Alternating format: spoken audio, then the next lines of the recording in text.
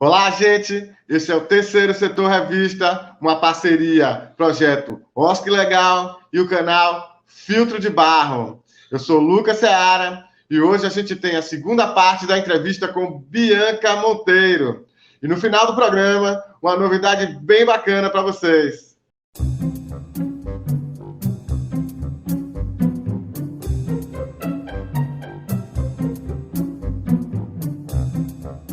Bianca Monteiro é advogada e nessa segunda parte da entrevista nós vamos seguir com dicas interessantes e importantes para os dirigentes das organizações nas parcerias. Então, nós vamos falar sobre sustentabilidade, nós vamos falar sobre o livro referência que ela escreveu, o Roteiro do Terceiro Setor, vamos falar da relação com os recursos humanos, com a equipe, sobre prestação de contas e sobre a importância de ter uma boa retaguarda jurídica e contábil nas organizações. Então vamos lá, segunda parte, Bianca Monteiro, Terceiro Setor Revista.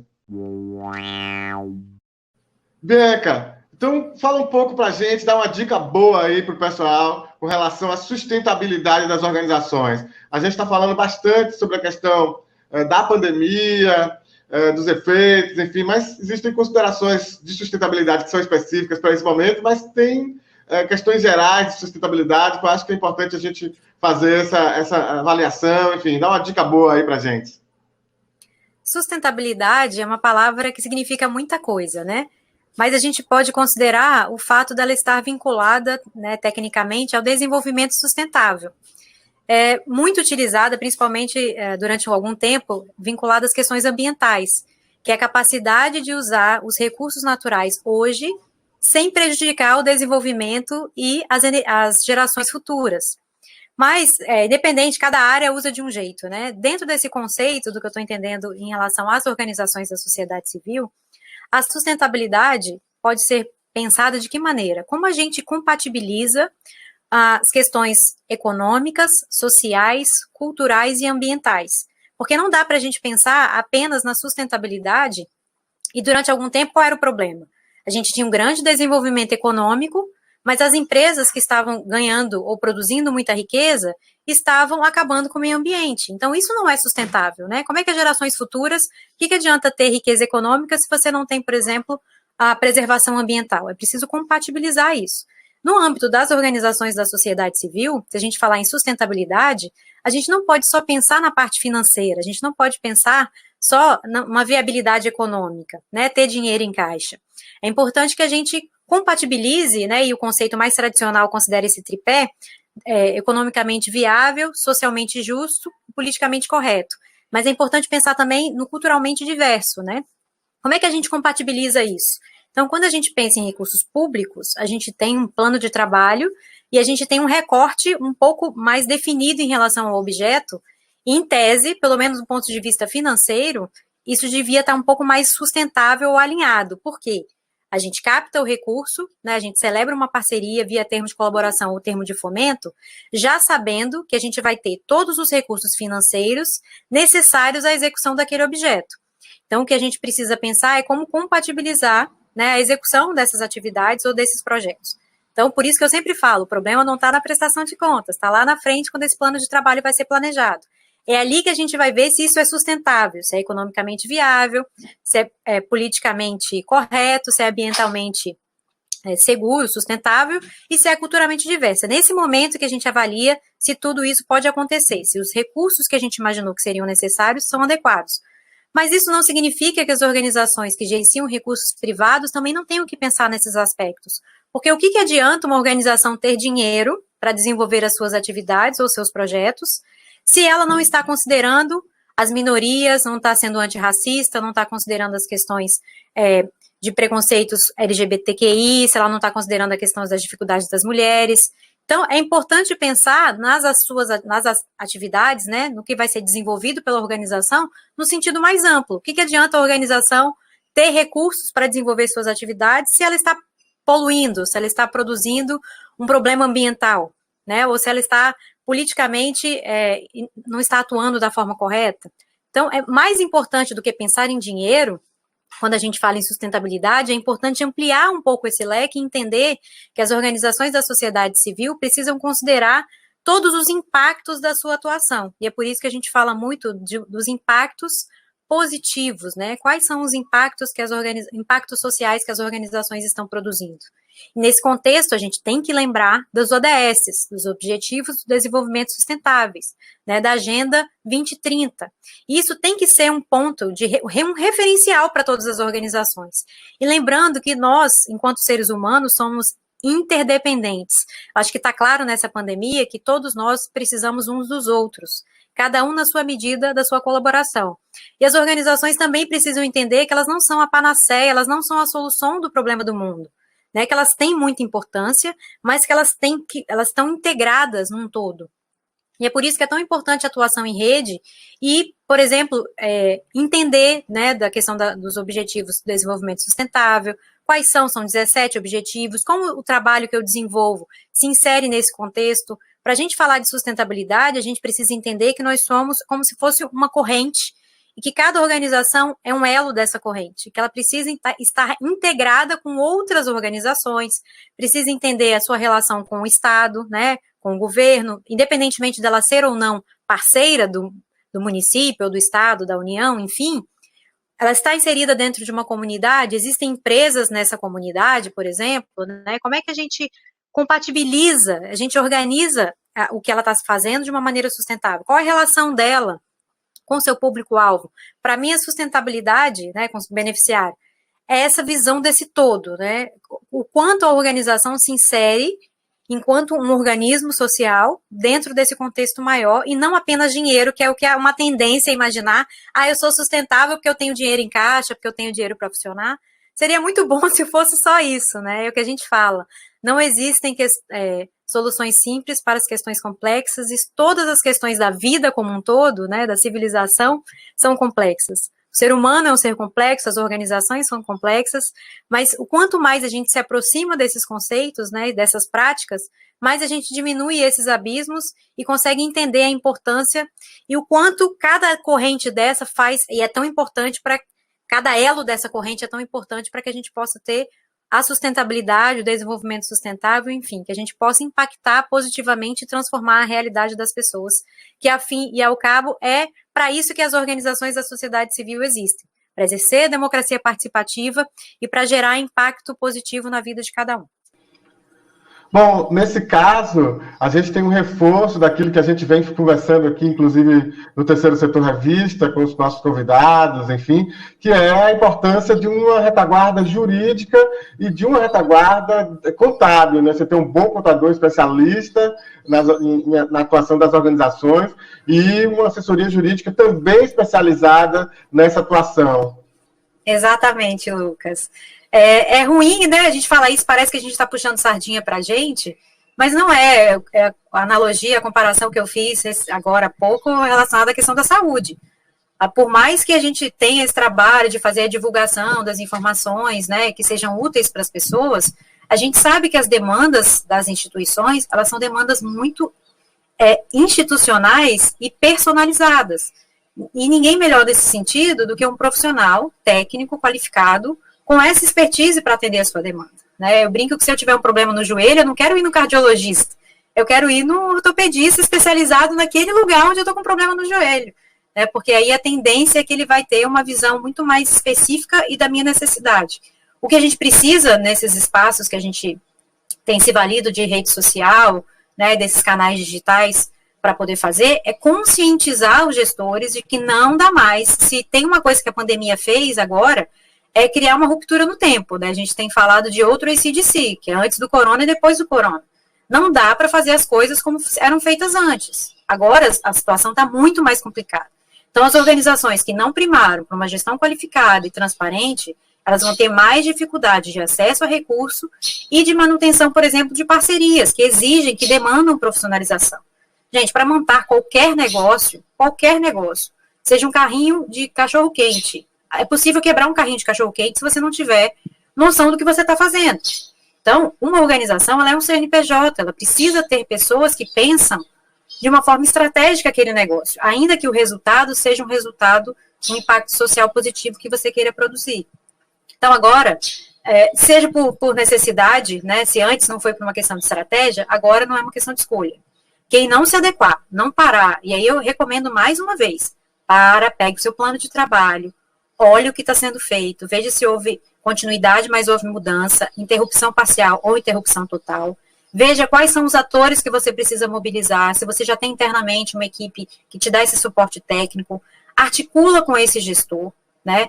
E a partir dessa articulação, faça tudo isso documentado para que você tenha perenidade, sustentabilidade, que você continue com paz, gente, porque é muito difícil ser gestor e saber que é o seu CPF que está ali e se der algum problema, depois você pode ser responsabilizado como pessoa física. E não é isso que a gente quer organizações fortes. Se tem uma coisa que eu me orgulho é estar do lado certo da história, né, de organizações que fazem muito, e está claro para toda a sociedade que a gente, enquanto sociedade civil, sempre fez muito e que cada vez mais, nesse período desse governo que a gente está vivendo, é a gente pela gente mesmo, né? Então, quanto mais a gente estiver forte, unido, e sabendo do que a gente está falando, a chance da gente conseguir passar por essa tsunami e continuar com as nossas ações, que são tão importantes para a sociedade, com tranquilidade para todo mundo, é muito maior.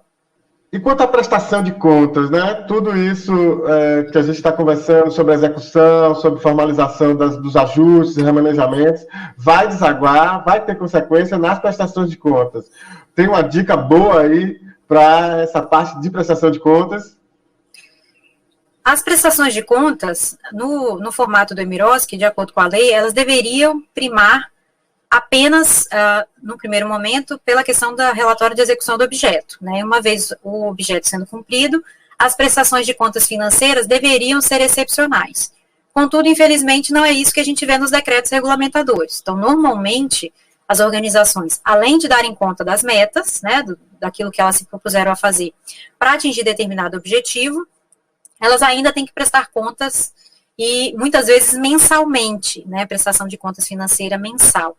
E, assim, é uma loucura, né, a gente vê cada caso que se você não lê o documento, você fala, não, gente, ninguém seria tão criativo de pensar um decreto que complica tanto, sendo que tem uma legislação hoje que dá segurança e que dá respaldo para fazer de forma ética, transparente e profissional, como é o caso da Lei 3019 de 2014. Então, se a gente está falando de prestação de contas, a gente está falando de algo que a gente já fez, né? Então, esse é o grande desafio. Como é que a gente mostra o que a gente já fez e que o que a gente já fez estava certo? Voltamos para o plano de trabalho. Se você fez a repactuação, juntou a documentação toda adequada, na hora de prestar contas vai ficar muito mais fácil, porque aí você vai seguir com base nos novos arranjos. Com base nos novos arranjos, você está respaldado, mas segue o que estava previsto anteriormente. Se não teve nenhuma alteração, então você estava lá no decreto municipal dizendo que você tem que prestar contas mensalmente, você vai prestar contas mensalmente. Estava dizendo que era trimestralmente, você vai fazer dessa mesma forma, de cada 3 meses.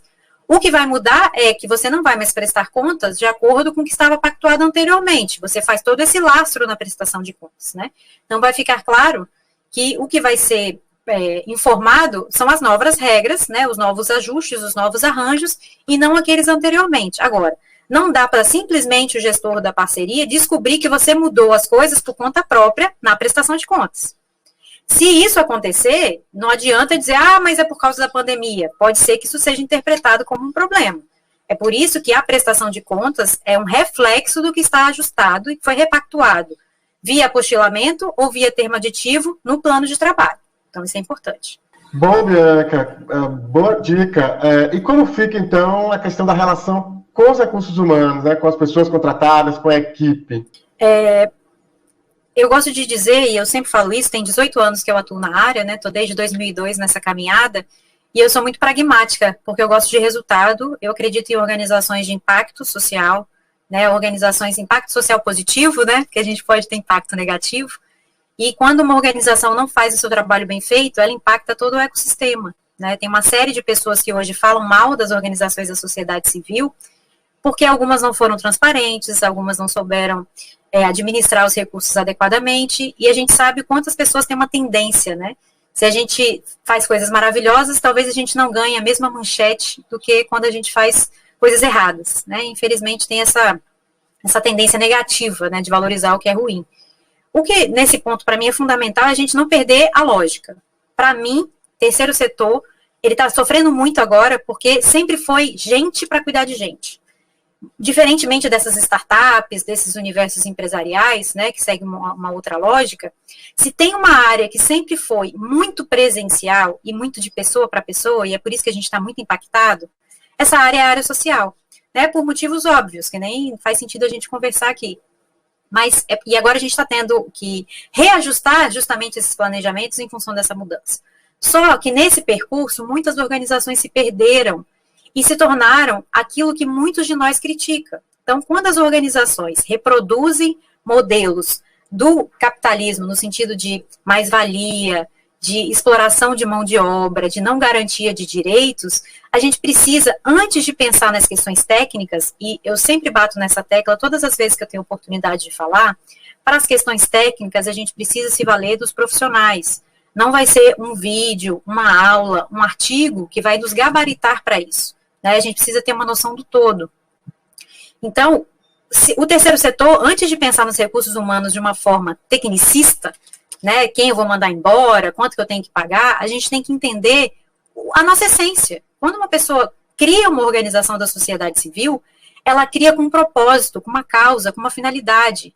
Então, eu quero trabalhar pelo direito à educação, pelo direito à saúde, pelo direito à assistência social, pelo direito à cultura. Quero.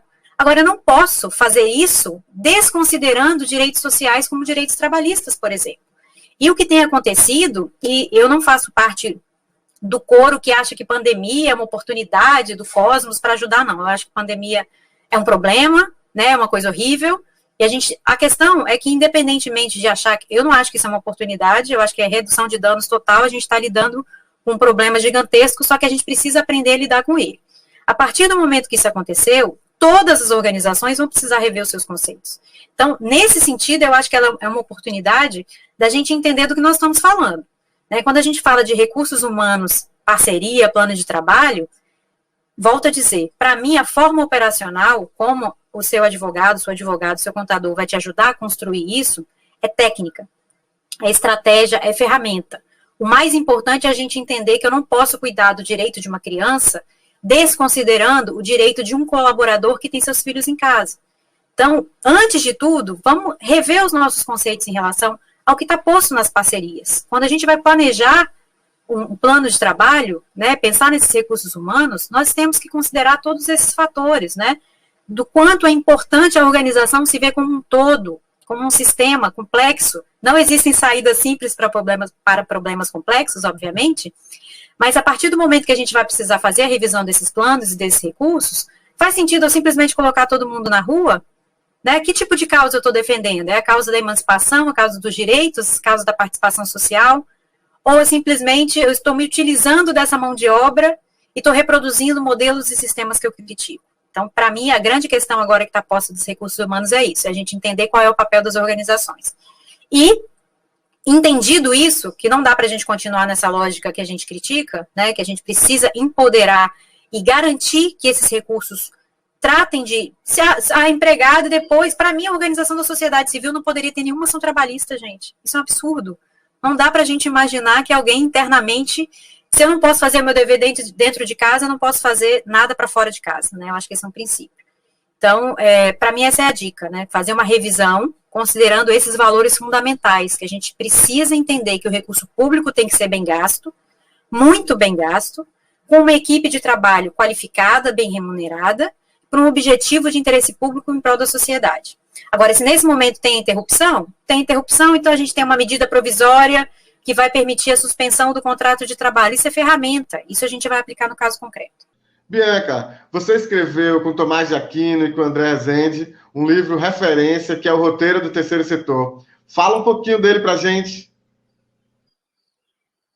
O livro Roteiro do Terceiro Setor já está na 6ª edição, pela editora Fórum. A gente já começou a rascunhar a 7ª edição. E ele é um roteiro, né? A proposta é traduzir um pouco esse juridiquês, né? Porque a gente sabe que as questões jurídicas relacionadas às organizações do terceiro setor, como qualquer questão jurídica, são complexas, mas a nossa intenção é um roteiro mesmo, né? Um livro que usa uma linguagem bem simples e que possa ajudar as pessoas que estão interessadas, né, em conhecer um pouco mais desse universo legal das organizações do terceiro setor. Ele está atualizado com a Lei 13.019 de 2014, então tem uma parte boa que a gente fala sobre as questões do marco regulatório. E é isso, a proposta é justamente multiplicar, porque a gente acredita que a gente precisa dividir o que a gente sabe, né, para poder multiplicar e ser útil, né, que as pessoas possam realmente ter um manual, um material que possa ajudá-las, pelo menos nessa introdução desse universo do direito do terceiro setor no Brasil. Essa é a proposta. Bianca, então eu queria agradecer muito a sua presença aqui no Terceiro Setor Revista. Muito obrigado. Você que tem uma trajetória muito bacana de apoio às organizações, de estar próximo das organizações, que é tudo que esse programa Terceiro Setor Revista tem colocado, né, de fortalecimento. Obrigado pelas dicas e queria que você deixasse, então, uma palavra final, aí, uma despedida para o nosso público. Ô, Lucas, muito obrigada, né, parabéns ao OSC Legal aí por esse projeto, de estar levando essas informações qualificadas, né, buscando pessoas aí. Eu tenho acompanhado o trabalho de vocês, que são referência hoje no Brasil no tema. A gente sabe que, principalmente para nós que somos advogados, o quanto é difícil tratar de questões tão complexas de forma simples, porque a gente sempre precisa do caso concreto, e o quanto às vezes as pessoas ficam frustradas, né, ficam até com raiva da gente, porque a gente não resolve o problema dela ali, mas trazer para você essa reflexão do quanto é importante esse olhar individualizado, né, esse olhar personalizado para a organização, e que mais do que qualquer coisa, gente, terceiro setor é gente cuidando de gente. Então a gente não pode virar planilha, a gente não pode virar número, a gente não pode perder a nossa essência, o nosso foco. Quando for replanejar esses planos de trabalho, por favor, vamos ter um olhar humano e entender que nós precisamos de pessoas qualificadas tanto para nos ajudar, né, nesse rearranjo, mas que a gente precisa ter esse olhar humanizado. Para mim, uma gestão de terceiro setor, ela, em primeiro lugar, ela tem que ser uma gestão humana, uma gestão estratégica com foco nas pessoas. Então, vamos aproveitar essa oportunidade, né, esse momento terrível que a gente está vivendo, mas que está obrigando todos nós a refazer os nossos planejamentos, de tentar trazer nesse novo arranjo esse olhar um pouco mais humano, de entender que a gente precisa, tanto para dentro da organização, quanto para fora da organização, pensar o terceiro setor com esse viés mais social no seu sentido mais amplo, e que não dá para cuidar de crianças sem pensar no direito dos trabalhadores, por exemplo, né? Esse é o meu apelo, é a minha luta, né, a minha militância desde sempre, é que as organizações entendam que elas fazem parte de um elo do bem e que elas não podem reproduzir modelos do mercado que a gente tanto critica, e estou sempre à disposição, sempre que me convidar, que tiver a oportunidade, estarei aqui junto com vocês para conversar sobre isso. Muito obrigada.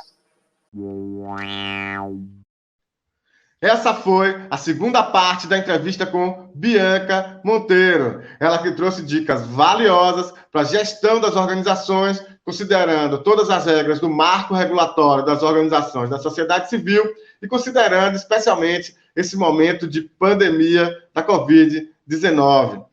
E temos novidades para vocês.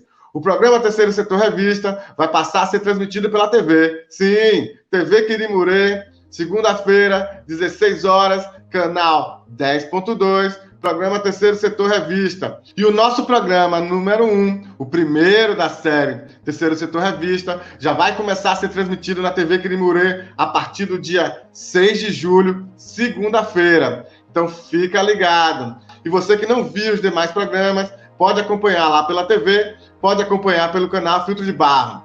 E não esquece, se inscreve no canal Filtro de Barro, deixa seu like, seus comentários, suas perguntas, acesse o conteúdo do site do projeto OSC Legal. Tamo junto em novo horário, segunda-feira, 16 horas, Terceiro Setor Revista, canal Filtro de Barro, TV Quirimurê.